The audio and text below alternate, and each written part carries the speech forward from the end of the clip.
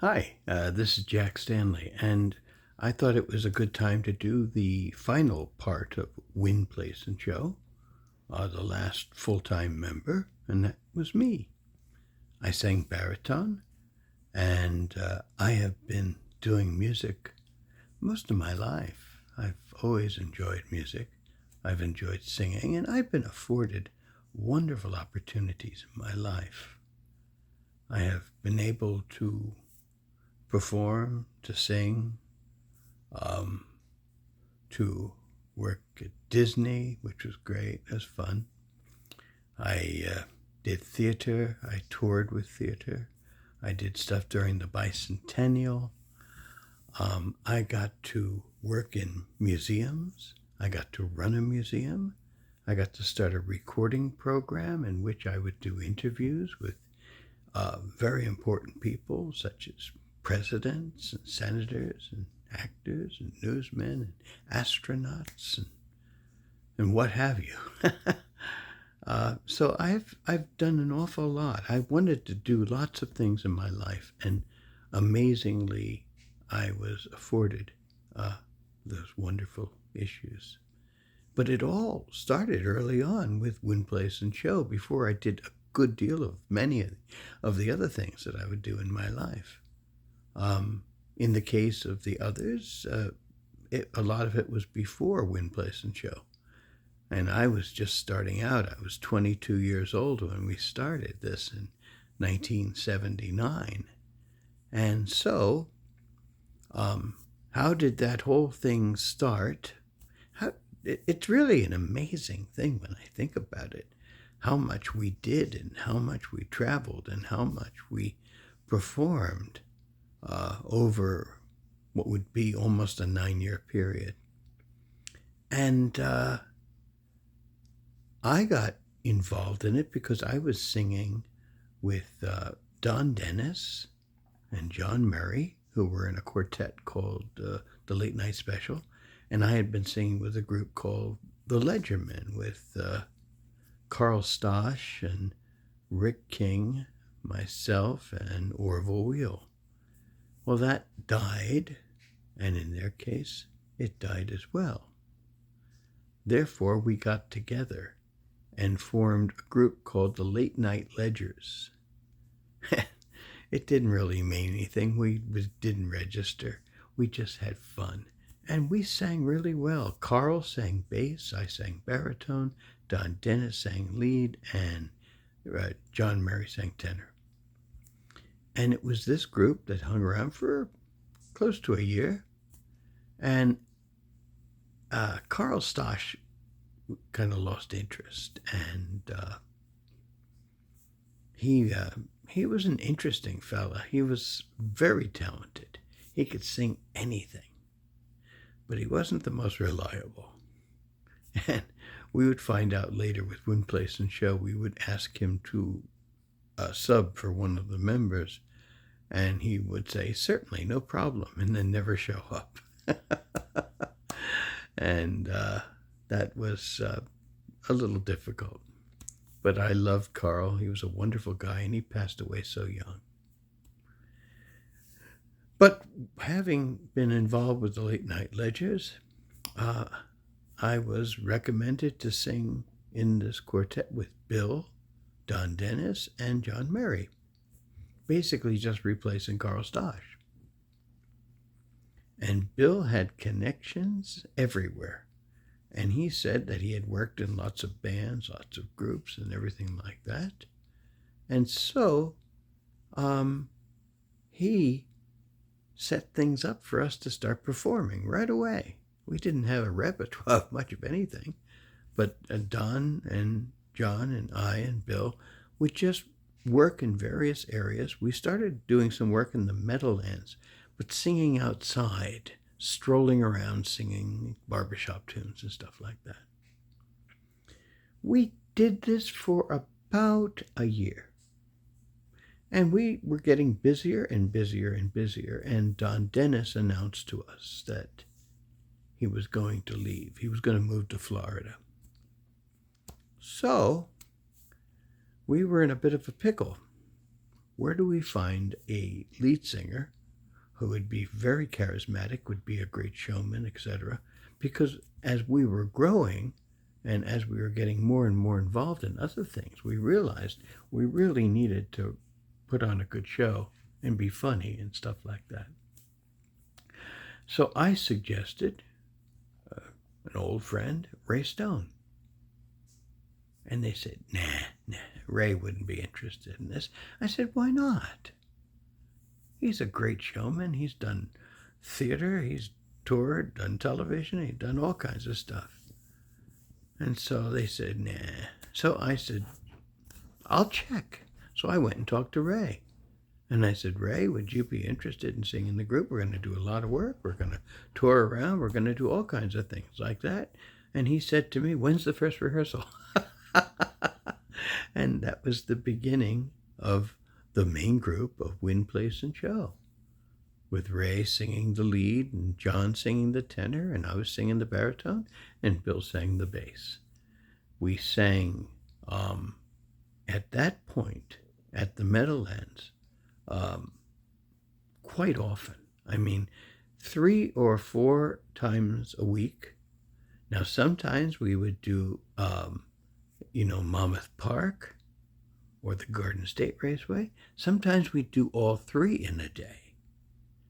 I mean, it was incredible. We were really amazingly busy. But think about it, doing 3 different shows in one day.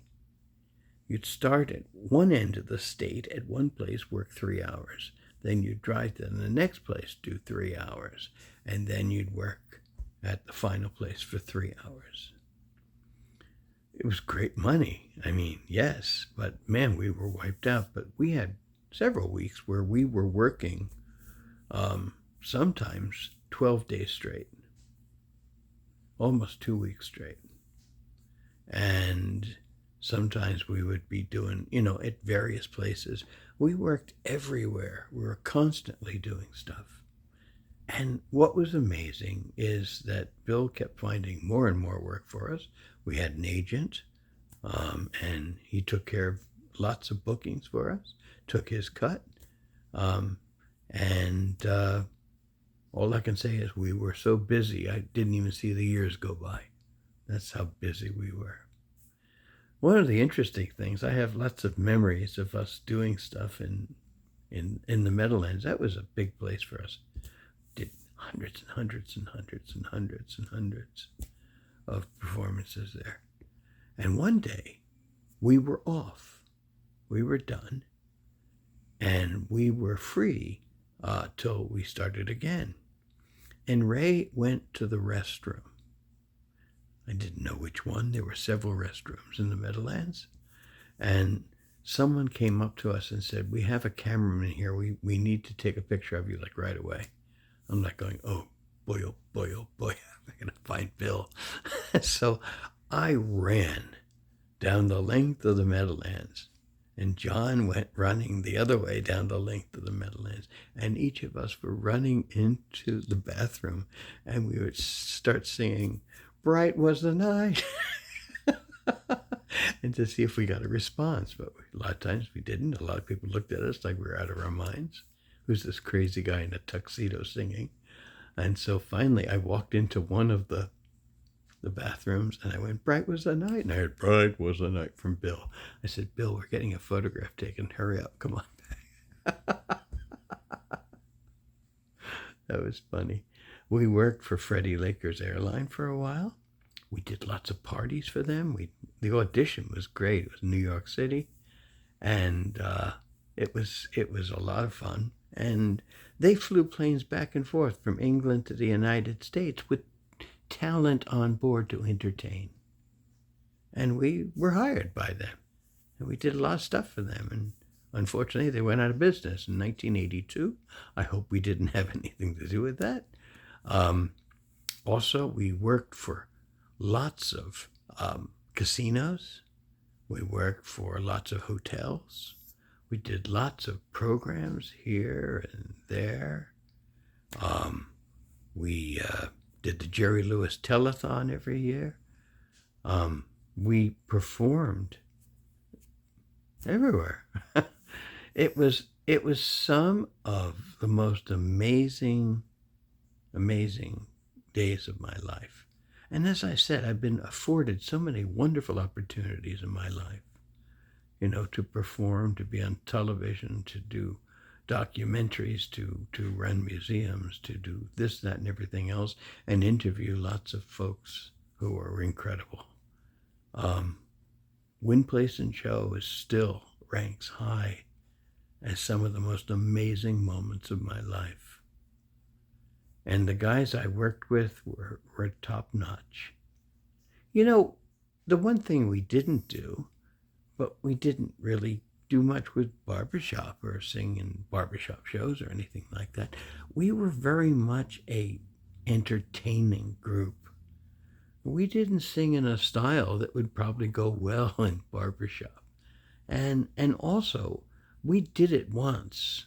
After we were done with the run with Win Place and Show, we got together after a couple of years and just went out and sang. And we were terrible. But the thing was that we didn't sing in a style that worked for how barbershop was done in those days.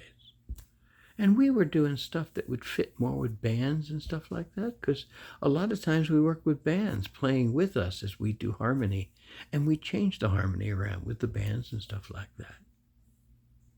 Those are fun days. We sang in Giant Stadium.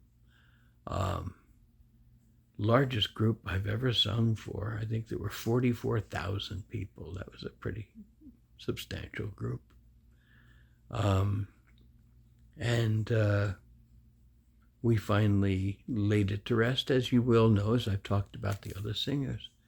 Now, we had other people that worked with us who, substituted. And of course, I've mentioned the late Carl Stosh. He was late always, and he missed every time we asked him to do something. But John Russo would fill in for the bass occasionally. Dave Middlestat filled in one time to sing. I think he was singing tenor. We had to do something like that. I think because Carl Stosh didn't show up, we got a hold of Dave Middlestat, and he sang. We had, of course, Mark Vespoli would eventually take over for John Murray toward the end of Win Place and Show. And we did so many shows. We performed here, there, and everywhere. And as I said, it was something spectacular for me. And it was the beginning for me, as it was a little bit of a different situation with the other guys. We had a lot of fun in Las Vegas performing. We sang in California, Florida, Virginia, Pennsylvania. We toured in Pennsylvania a couple of shows with Henny Youngman, the comedian. Take my wife, the last vestiges of vaudeville, one might say. But that was fun. And I didn't want it ever to end, but of course, nothing lasts forever. But it was a great honor for me, a great privilege for me to work with all of these wonderful people. And now, all these years later, it's fascinating to think of. And I miss them all. I'm never going to see them again. They're out of the range of contact, but I think about them quite often, and I dream about it sometimes. Sometimes I dream about seeing them all, and it's really kind of a happy dream in many respects. So, in closing, because I've talked about all the other members, for me, it was a lucky break for me. I was the youngest. In many respects, I had the least experience. But I gained so much experience, and I learned so much. Even so much as so, they came to us one day at the Meadowlands and said, "Can you sing Scotch songs?" We're going, "Scotch songs? You mean Scotland?" And they said, "Yeah. We're going to have the Hamiltonian Stakes or something like that." And they said, "We'd love to have some Scotch music." So I pulled out my old Harry Lauder records that I had.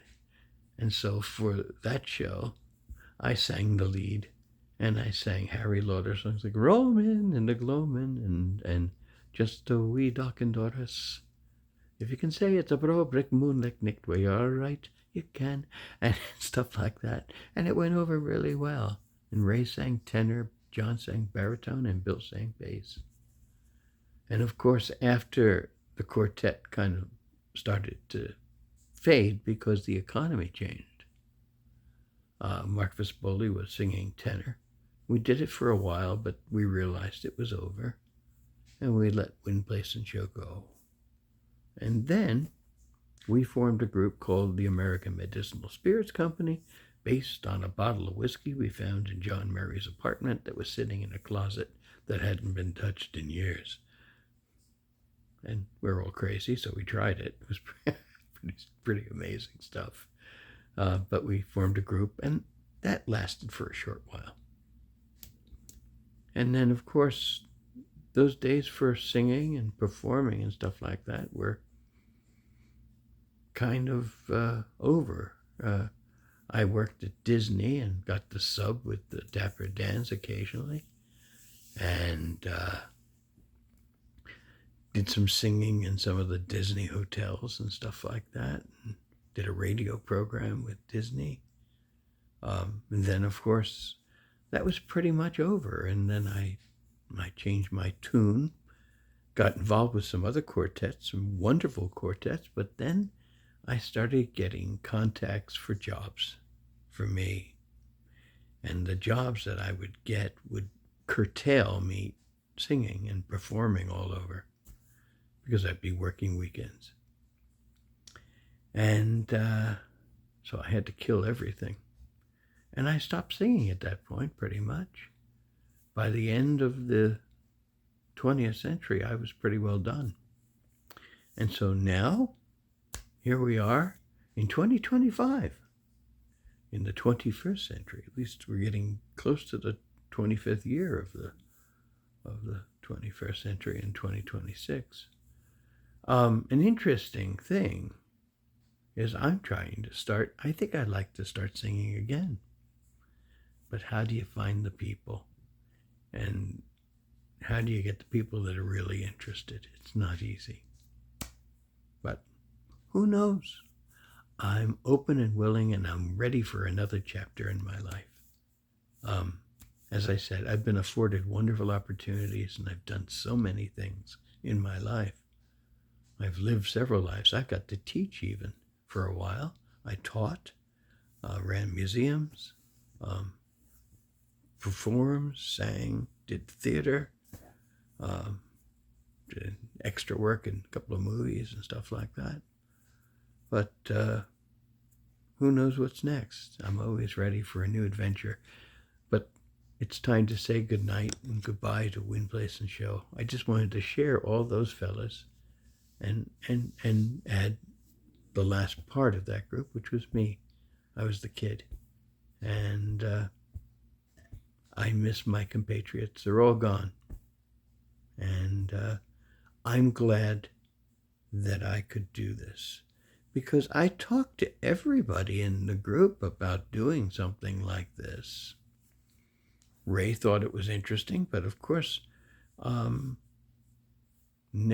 I didn't do it, but he knew I wanted to do it. John knew I wanted to do it, and Bill knew I wanted to do it. So guys, this was for you.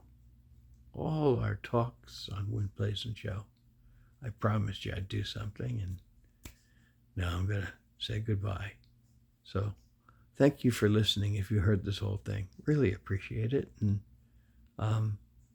it was a great, great run and an amazing and busy quartet for many, many years. Thank you.